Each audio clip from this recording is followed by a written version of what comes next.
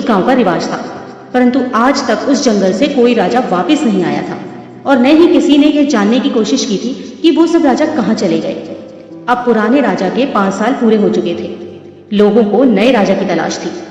उन्होंने पुराने राजा को जंगल में छोड़ दिया और नए राजा की तलाश में निकल पड़े। अब उन्हें समझदार और एक चतुर राजा की आवश्यकता थी। नए राजा के चुनाव का काम राज्य के मंत्री को सौंपा गया। राज्य के मंत्री ने किशोर नाम के एक व्यक्ति के बारे में बहुत सुना था। किशोर एक बहुत गरीब व्यक्ति था और वह पास के गांव में ही अपने परिवार के साथ रहता था।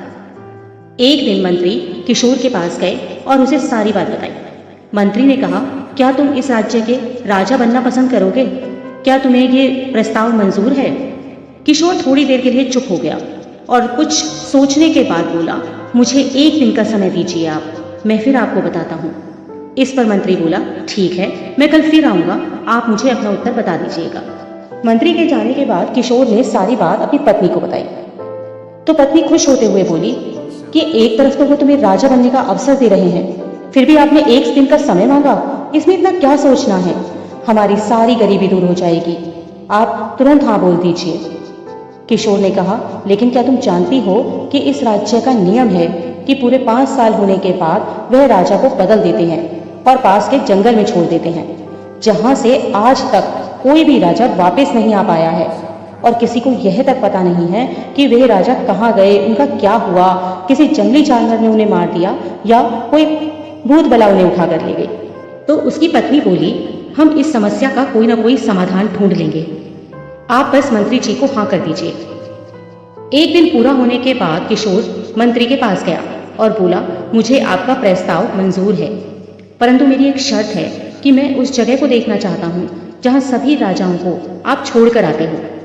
मंत्री बोले, ठीक है, और मंत्री ने उसे वह जगह दिखा दी। किशोर ने देखा चारों ओर घना जंगल था, वहाँ जानवर भी हो सकते थे। फिर वह वहाँ से चला गया और राजा बनने के बाद उसने सबसे पहला जो काम किया वह था कि वह उस जंगल में गया और उस जंगल को साफ करवाने का आदेश दिया। वहाँ लोगों के रहने की व्यवस्था की, रोजगार उपलब्ध कराए और जंगल को साफ करके एक नया नगर बसा दिया। कुछ समय बाद किशोर को राजा बने हुए 5 साल पूरे हो गए।